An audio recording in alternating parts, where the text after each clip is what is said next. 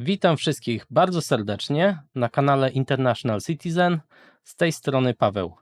A w dzisiejszym odcinku omówimy sobie temat związany z miłość bez granic. Czy warto szukać żony w Azji? A więc, żeby nie przedłużać, najpierw zacznę od mojej odpowiedzi na ten temat. I moja odpowiedź jest i tak, i nie, to zależy. A więc przejdźmy do tematu i wytłumaczę, co mam na myśli. To, czy warto, czy nie, zależy od kilku czynników. Warto się zastanowić nad tym, na przykład, ile masz lat, jaka jest Twoja przeszłość, czy wiesz, czego chcesz od życia i czy jesteś otwarty na obce kultury. Postaram się omówić w skrócie wszystkie te czynniki. A więc, ile masz lat? Tutaj decyduje to o tym, czy mamy doświadczenie życiowe. Jeżeli jesteśmy osobą bardzo młodą, mamy 20 parę lat, na przykład 21, 22, nie mamy zbyt dużego doświadczenia w kwestii dynamiki relacji damsko-męskich. Też nie mamy na koncie zbyt wielu poważnych związków i przez to możemy podejmować błędne decyzje albo być zbyt zachwyconym i podejmować emocjonalne decyzje odnośnie tego, na co powinniśmy się zdecydować. Ja bym tutaj radził w takiej sytuacji trochę cierpliwości i zdrowego rozsądku i bardziej przestudiować swój lokalny rynek, bardziej zdobyć większe zaplecze doświadczenia życiowego i finansowego, jeżeli chcemy się zdecydować na ten krok. Oczywiście nikomu nie odradzam, to są tylko moje opinie. Kolejna sprawa, jaka jest Twoja przeszłość? I w tym temacie też to zahacza odrobinę o wiek, ale też żebyśmy zdawali sobie sprawę, dlaczego chcemy żonę z Azji. Czy motywuje nas, mamy zdrowe motywacje, czy nie? Bo może być tak, że na przykład chcemy żonę z Azji, dlatego że chcemy podbudować swoje ego, bo mamy na przykład przeświadczenie, że tam są lepsze kobiety niż te, które mamy na przykład w Polsce. I trzeba zweryfikować, zastanowić się nad samym sobą, dlaczego chcę to, czego chcę. I jaka jest moja sytuacja życiowa. I wtedy warto też się zasugerować, zapytać kogoś, kto ma większe doświadczenie, kogoś, kto może przeanalizować naszą sytuację, spojrzeć na nas z boku i powiedzieć nam, podpowiedzieć czasami, czy to ma sens w naszym wypadku, czy nie. Oczywiście możemy sami podjąć takie decyzje, ale zawsze lepiej, jak ktoś z doświadczeniem życiowym w danej dziedzinie, powiedzmy, jest w stanie chociaż podpowiedzieć nam z boku, jak to wygląda. Czy wiesz, czego chcesz od życia? Tutaj ja bym powiedział, że takie motto poznaj siebie jest dość istotne.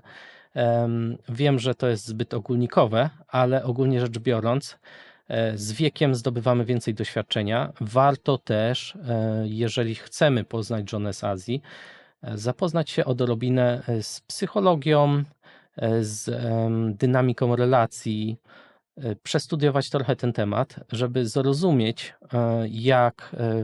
jak to wygląda.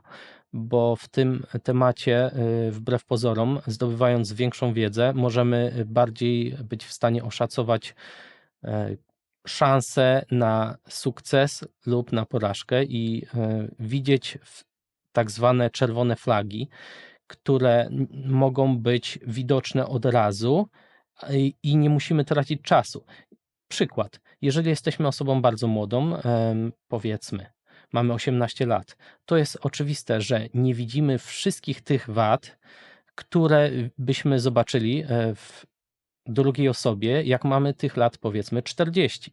naturalny proces, więc chodzi mi o to, że zdobywając większe doświadczenie psychologiczne także i z dziedziny relacji damsko-męskich, możemy ustrzec się przed wieloma problemami, które widać już gołym okiem na początku, jeżeli mamy odpowiednią wiedzę.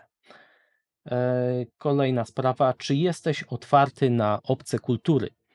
I w tym temacie to można by dużo mówić, ale chodzi mi o to, że zanim się zdecydujemy na coś, warto wiedzieć, na co się decydujemy. I dlatego warto przestudiować kulturę danego kraju i jeżeli chcemy na przykład poznać żonę z Azji, to jest bardzo szeroki temat. Jest tam wiele krajów, wiele kultur, wiele religii, więc wbrew pozorom to nie jest, nie można wrzucać do jednego worka pojęcia żony z Azji, bo inaczej zachowuje się i inna mentalność jest osób, powiedzmy, z Chin, na przykład z Chin centralnych. Inna może być mentalność ludzi, którzy mieszkają, powiedzmy, w Makao czy w Hongkongu, a zupełnie inna mentalność i podejście do wielu spraw może być osób z Filipin. I każdy ten temat jest odrobinę inny. Więc jeżeli chodzi o te obce kultury, to musimy, to znaczy nie musimy, ale warto to zrobić. Odrobić pracę domową i zapoznać się, powiedzmy. Podobają mi się dziewczyny z Filipin. Chciałbym poznać kogoś z Filipin. Super, ekstra, nie mówię, że nie, nie mówię, że tak, ale poświęćmy trochę czasu, poznając kulturę od osób, które są w temacie bardziej biegłe. Nie mówię o sobie, tylko ogólnie rzecz biorąc. I ważne jest poznać, jakie są różnice i jakie potencjalne problemy mogą wystąpić w związku z tymi różnicami. Do tego jeszcze przejdę w dalszej części i podam jakieś przykłady. Kolejna sprawa, którą chciałem wspomnieć, to kategorie ludzi, którzy decydują się na ten krok i są zainteresowane żoną z Azji. Jeżeli chodzi o osobę młodą, bez doświadczenia i bez zaplecza finansowego, to tutaj jest temat bardziej skomplikowany, ponieważ, tak jak wspomniałem wcześniej, jeżeli nie masz doświadczenia życiowego, nie masz doświadczenia psychologicznego, to psychologicznego w ogólnym pojęciu tego słowa, to będzie bardzo utrudnione. Jeżeli dodatkowo nie masz ustabilizowanej sytuacji finansowej, to ten temat może być jeszcze bardziej trudny, niż gdybyśmy próbowali poznać żonę ze swojego tak zwanego lokalnego podwórka. Więc takie przysłowie, motto mierz siłę na zamiary, to jest dobra dewiza. Tak, więc osoby młode to można w młodym wieku, ale tak jak mówię, warto to robić z głową. Starsi panowie to jest inna kategoria. Nie dyskryminuję, nie mówię, że jak się jest osobą starszą, powiedzmy w średnim wieku albo w bardziej zaawansowanym, to nie można, ale tu w tej kwestii bym powrócił do tego punktu, żeby się zastanowić, co nami motywuje, jeżeli decydujemy się na taki krok. Jeszcze o tym wspomnę. Kolejna grupa ludzi to są osoby, które mają trudności w komunikacji interpersonalnej i mają problem ze znalezieniem kogoś we własnym kraju. Tutaj bym się zastanowił, z czego wynikają problemy, bo jeżeli myślimy, że mamy poważne problemy, chociaż tego nie zauważamy w kontaktach międzyludzkich i myślimy, że wybranie się do takiej Azji to jest panaceum na wszystkie nasze problemy, to bym się zastanowił, czy naprawdę tak jest. Tutaj bym raczej się kierował w kierunku poznaj siebie, doradź się specjalisty, czy to jest dobry pomysł, czy nie. Bo uciekanie od problemów do innego kraju, bo w swoim kraju sobie nie radzimy z samym sobą, jeżeli tak jest oczywiście, to nie jest rozwiązanie i to nie spowoduje, że problemy w magiczny sposób znikną. Tutaj to jest bardzo indywidualna sprawa, dlatego nie chcę uogólniać. Kolejny punkt. Który kraj wybrać? Filipiny to nie jest jedyny kierunek. I to jest prawda. I ja bym powiedział tak, jest tak wiele krajów, że nie mogę być uczciwy i powiedzieć, że Filipiny to jest jedyne miejsce i najlepsze miejsce na świecie na znalezienie partnera, partnerki, żony, męża. To zależy głównie od nas. I tak samo jak można dyskutować na temat, która potrawa jest najlepsza, tak samo można się spierać odnośnie, który kraj jest najlepszy. Filipiny mogą być najlepszym wyborem, ale czy są najlepszym wyborem, to jest kwestia indywidualna. Dla mnie osobiście to jest najlepszy kraj, wybór, ale to nie musi tak być u każdego i dla każdego. I to nie jest jedyny. To zależy też, czy planujesz przyszłość i wiesz, jak ona powinna wyglądać. Każdy kraj oferuje trochę inne możliwości i trzeba się zastanowić, czego chcemy. Czy na przykład chcemy osiedlić się w innym kraju, w którym kraju chcemy się osiedlić, na jaki język jesteśmy w stanie się zdecydować, czy to nie będzie problemu dla nas, jeżeli chcemy na przykład żonę z Azji. Czy język chiński jest dobry dla nas? Chiński w ogólnym znaczeniu, bo w Chinach jest wiele języków. Tak mówię ogólnie. Czy język chiński jest dla nas dobry? Czy kultura tam nam odpowiada? Czy chcemy robić tam biznesy? Czy jeżeli chodzi o biznes, jesteśmy w stanie odnaleźć się w tamtym środowisku, w tamtych realiach? Bo temat poznania drugiej osoby to jest jedno, ale środowisko, w którym potencjalnie będziemy żyli, albo sytuacje, w których będziemy, to jest zupełnie inny temat. Bo decydując się na partnera, partnerkę, żonę, nie decydujemy się tylko na żonę, tylko decydujemy się jakby na całe środowisko i jego konsekwencje. To warto mieć to na uwadze. Jedną ciekawostkę chciałem wspomnieć odnośnie tego, że jeżeli chodzi o Filipiny, to wiem, że jest jedna firma, która zajmuje się, jakby to powiedzieć, pomocą w znajdywaniu kobiet z Filipin. I jak to działa w przypadku tej firmy? To są wieczorki takie zapoznawcze. Jest grupa ludzi, powiedzmy z Ameryki, bo głównie to się skupia na Amerykanach, ale nie tylko. I oni po prostu przyjeżdżają na cyklicznie odbywające się spotkania zapoznawcze. I w pewnym mieście jest wieczorek zapoznawczy, w którym jest impreza i tam się spotykają Filipinki i Amerykanie. I jest bal, na którym ludzie mogą się poznać i porozmawiać. I jeżeli uznają, że są zainteresowani sobą, to wtedy mogą wymienić się kontaktami i poznać siebie bliżej. Ja nie oceniam, czy to jest dobre, czy złe. Uważam, że to w teorii jest dobre, bo nie oszukujmy się. Każdy albo większość chce kogoś poznać. To jest naturalne. Jedyną rzeczą, którą widzę jako zagrożenie, niestety, największe, jest to, że nie wszyscy mają szczere intencje i to dlatego ja osobiście bym się zastanowił, czy to jest dobry wybór, bo wiele osób udaje albo ma jakieś problemy ze sobą i nie wiadomo, na co trafimy.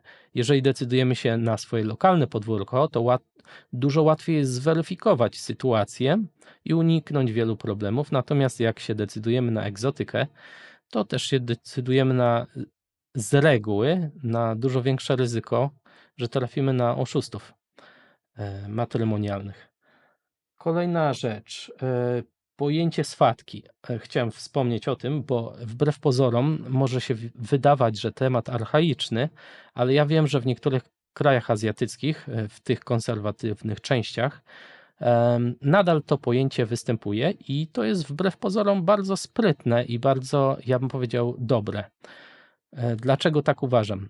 Ja nie patrzę na to jako obciach, tylko myślę w kategoriach zdroworozsądkowych.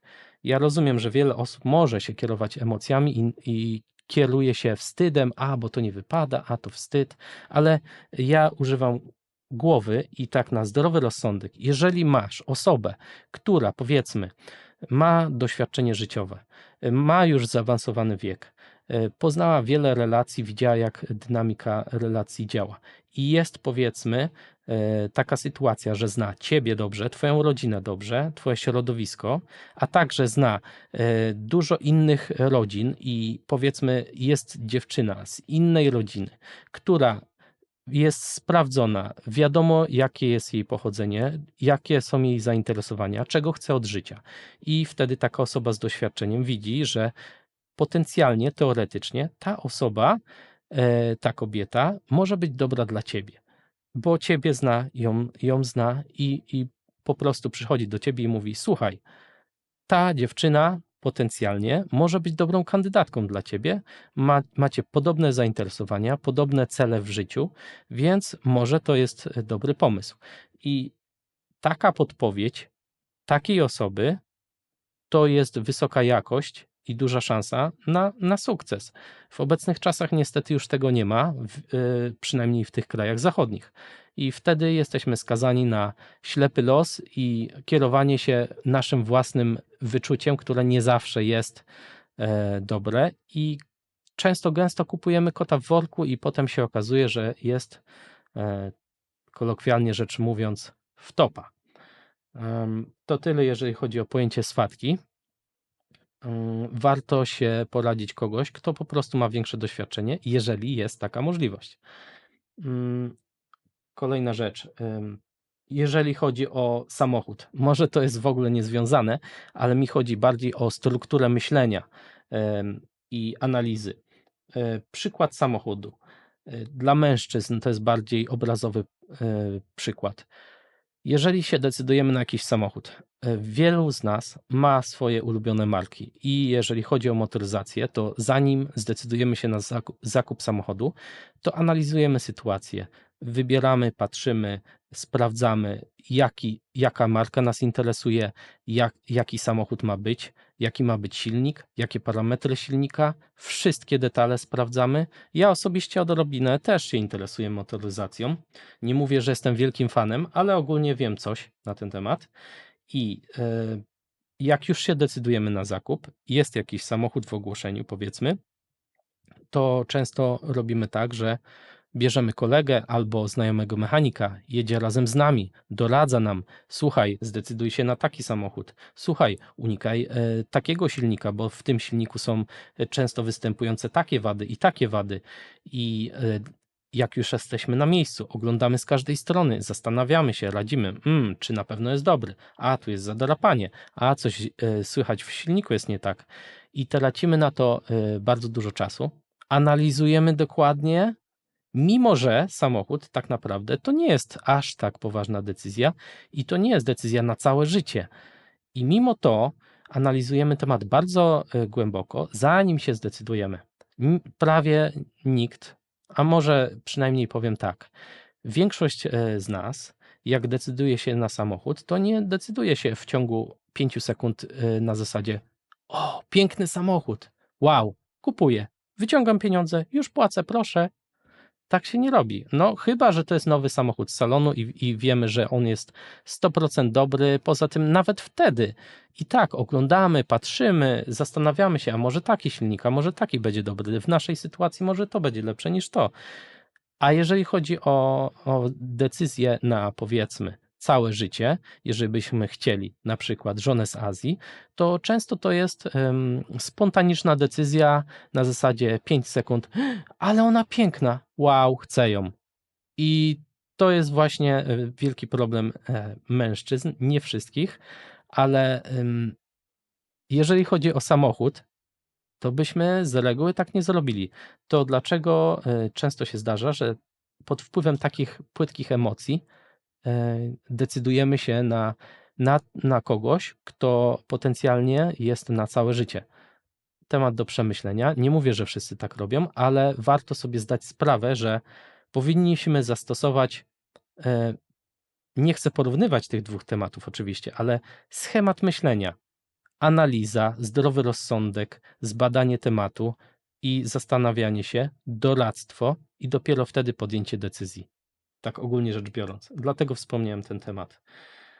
Kolejny punkt to jest aspekt kulturowo-religijny, a przyszła rodzina, dzieci i relacje. Wiem, że nie każdy na to będzie zwracał uwagę, ale jeżeli na przykład ktoś z Polski jest wychowany w kulturze chrześcijańskiej i spodoba mu się jakaś dziewczyna, chce się zdecydować, wow, pięknie zakochałem się, super, jest ekstra, no i powiedzmy dziewczyna jest z Tajlandii.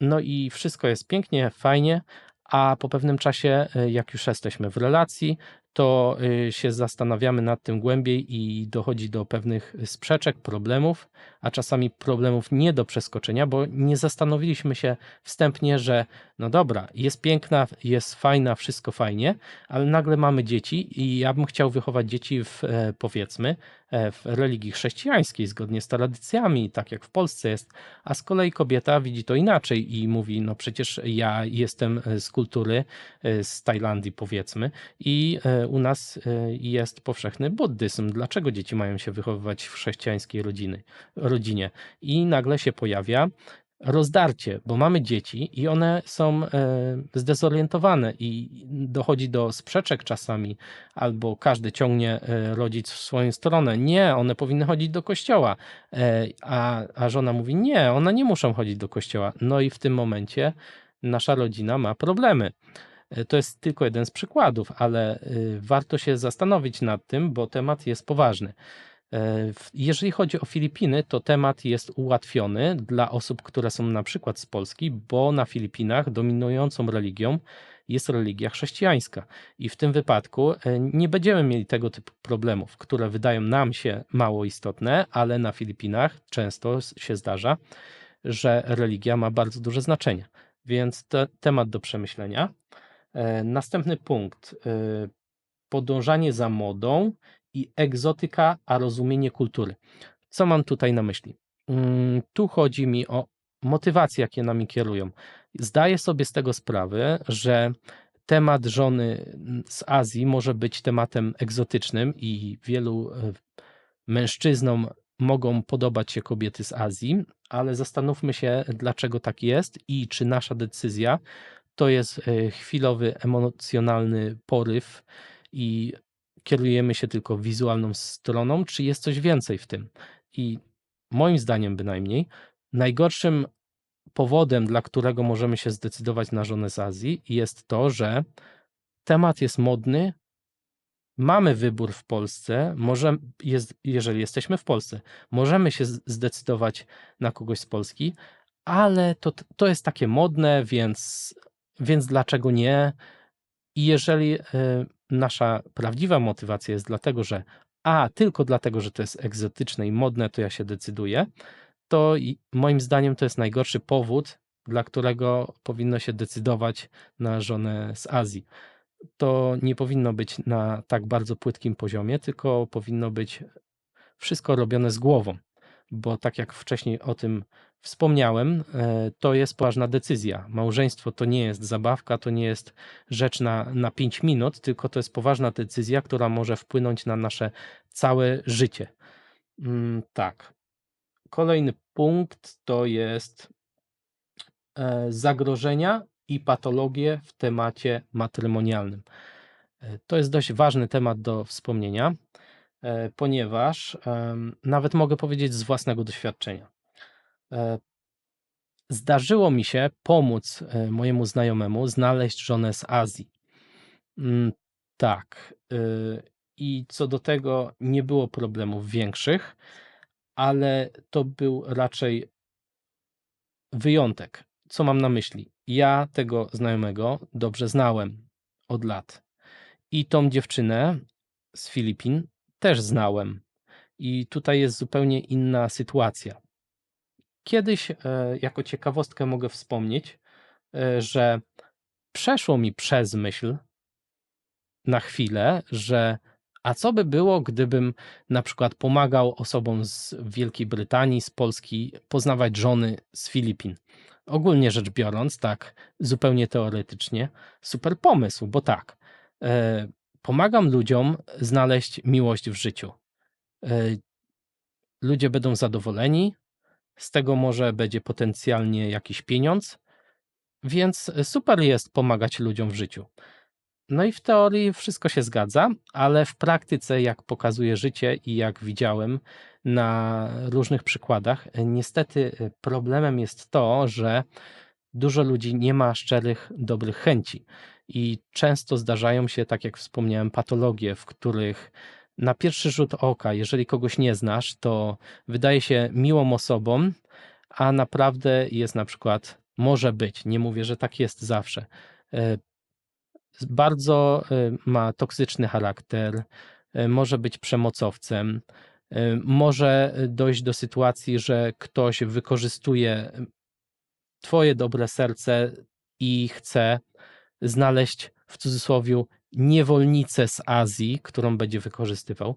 Różne są przypadki. Oczywiście często się zdarza, że ktoś ma dobre intencje, ale niestety, jeżeli kogoś nie znamy, to ja osobiście raczej wolałbym się nie decydować pomagać w znalezieniu żony z Azji, bo mogę wyrządzić więcej szkód i krzywdy i temu, tej osobie, na przykład z Polski, i tej Azjatce, bo ona myśli, że pozna kogoś dobrego, a to może być różnie. I z tamtej strony też nie zawsze są uczciwe osoby. Więc jeżeli chodzi o ten temat, gdyby świat był idealny i ludzie byliby też w miarę idealni i nie kłamali, mieli czyste intencje, to uważam, że temat jest ciekawy, ale w związku z tym, że żyjemy w normalnym świecie, gdzie nie wszyscy są idealni, to wolę tematu się osobiście nie podejmować. Jedyne, co mógłbym ewentualnie, jak mam znajomych, zrobić, to poddać logicznej analizie za i przeciw w konkretnym wypadku, czy warto, czy nie warto. To w stosunku do moich znajomych, to oczywiście dzielę się taką radą, ale to wszystko w temacie. Jeżeli chodzi o coś więcej, to niestety, ale raczej nie. Moje podejście do tematu pomocy to w tym temacie jest raczej wszystko. Kolejny punkt, który bym chciał wspomnieć. Polka może okazać się lepszym wyborem. Jeżeli jesteś Polakiem, powiedzmy, to w takim wypadku, dlaczego mówię, że Polka może być, nie musi, ale może być lepszym wyborem? Dlatego, że unikamy dodatkowych trudności i przeciwności.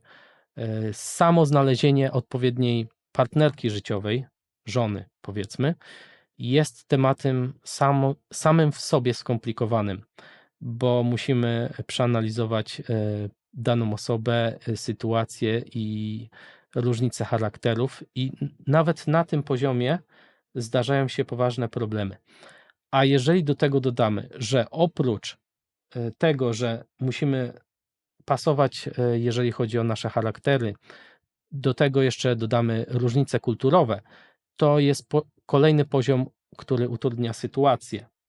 I to tylko komplikuje nam życie. Ja nie mówię, że nie można, ale ogólnie rzecz biorąc, wymaga większej wiedzy i doświadczenia, żeby wszystko się udało. Bo może się okazać, że no super, dziewczyna powiedzmy z Filipin bardziej jest, niech będzie bardziej spokojna albo bardziej tradycyjna, ale w zamian za to może się też okazać, że nie przeanalizowaliśmy tematu innej kultury, co kryje się pod pojęciem rodziny, i wiele innych tematów, aspektów, które mogą się okazać, że w dłuższej perspektywie stwierdzimy, że no super, jest bardziej powiedzmy dla nas atrakcyjna wizualnie, albo bardziej konserwatywna, bardziej rodzinna i coś tam robi, ale za to myślałem, że będzie też taka sama w innych aspektach jak Polka, a niestety nie jest i nie wiedziałem na początku i będą poważne problemy. Więc warto wziąć to pod uwagę, że z jednej strony może być super, ekstra, a z drugiej strony najłatwiej by było, i to nie tylko chodzi o Polaków, ale o każdą kulturę, najłatwiej jest poznać osobę z własnego kręgu kulturowego. Jeżeli decydujemy się na osobę z innego kręgu kulturowego, to możemy, ale bierzmy pod uwagę to, że oprócz pozytywów mogą być większe też komplikacje i zastanowić się trzeba, czy jesteśmy gotowi na te utrudnienia.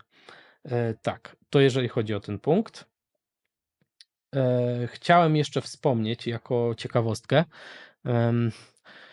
Przykład, który znam, nie chcę wchodzić w szczegóły kto, jak i gdzie, bo to nie ma dużego znaczenia. Znam, powiedzmy, osobę Brytyjczyka, który zdecydował się na żonę z Chin. I wszystko było pięknie, poznał ją i mieli razem dzieci. I co było problemem? Niestety doszło do rozwodu po kilku latach. I jakbym miał odpowiedzieć, co było problemem, to odpowiedź brzmi: nic nie było problemem, wszystko było w porządku.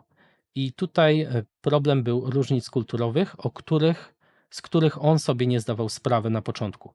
A mianowicie sytuacja wygląda tak, że znaczenie pojęcia rodziny jest inne w Chinach centralnych, w tradycyjnych Chinach i inne w Europie. Jeżeli chodzi o Europę i na przykład Polskę, to pod pojęciem rodziny kryje się mąż, żona i dzieci. A jeżeli chodzi o Chiny, to w tym wypadku, w którym wspomniałem, jest taka sytuacja, że pod pojęciem rodziny kryje się, owszem, mąż, żona i dzieci, ale, i to jest fundamentalne ale, lojalność wobec rodziców i ich zdanie jest bardzo ważne, a czasami decydujące. I w tym wypadku było tak, że to było zgodne małżeństwo, mieli udaną rodzinę, wszystko pasowało, ale rodzice tej dziewczyny, tej kobiety, Chinki, nie akceptowali tego męża. I po pewnym czasie zaczęli mówić tej dziewczynie: zostaw tego męża, nie podoba nam się to i to w jego charakterze. I to zaczęło się przekładać na to, że zaczęli się kłócić. I w konsekwencji tego, że lojalność wobec rodziców jest bardzo ważna w Chinach, doszło do rozwodu. I ta Chinka zabrała dzieci i wróciła do rodziców, a mąż został z niczym. I teraz można by się zastanawiać, ale zła kobieta. No okej, może tak to wygląda z pozycji Europejczyka, ale warto się zastanowić, ale też dlaczego nie spojrzeć na to, czyja to wina z drugiej strony. Bo jest taka formuła, nawet w Polsce: nieznajomość prawa nie zwalnia z odpowiedzialności. Czyli jak nie przestrzegamy jakiegoś prawa albo nie zdajemy sobie z niego sprawy, to nie znaczy, że nie spotkają nas konsekwencje. I w tym wypadku było podobnie. Ten facet po prostu nie zapoznał się z kulturą miejsca, z którego wziął sobie żonę. I gdyby przestudiował kulturę głębiej i dowiedział się, jaka jest fundamentalna różnica i użył zdrowego rozsądku, analizy i wiedzy, to by wiedział wtedy, że to nie jest dobry wybór, mimo że wyglądał na dobry. To jest tylko jeden przykład, ale różnic kulturowych jest więcej. Filipiny z kolei mają też inne podejście do pojęcia rodziny i do innych pojęć tak samo. Więc warto najpierw wiedzieć, jak to wygląda, bo to, że u nas i nam wydaje się, że mamy te same wartości i dane pojęcia znaczą to samo, to nie znaczy, że tak jest w każdym miejscu. To jest taka ciekawostka na koniec. A teraz powiem, jaka jest moja osobista opinia na temat, czy Filipinka jest najlepszym wyborem. Moja osobista opinia, częściowo już przedstawiłem, jest taka, że ogólnie rzecz biorąc, nieważne z jakiego kraju jesteśmy, jeżeli mamy taką możliwość, to ja bym powiedział, że najlepiej i najprościej znaleźć sobie żonę z tego samego kręgu kulturowego, z którego my jesteśmy. Ale jeżeli się uprzemy i bardzo chcemy poznać żonę z Azji, okej, nie ma sprawy, ale zapoznajmy się z kulturą danego kraju i najpierw to, doza zdrowego rozsądku i wtedy nie ma sprawy, możemy podjąć temat. Ja uważam, że to wszystko w temacie, jak na dzisiejszy odcinek i zapraszam do przemyśleń i do następnego odcinka. Trzymajcie się, cześć.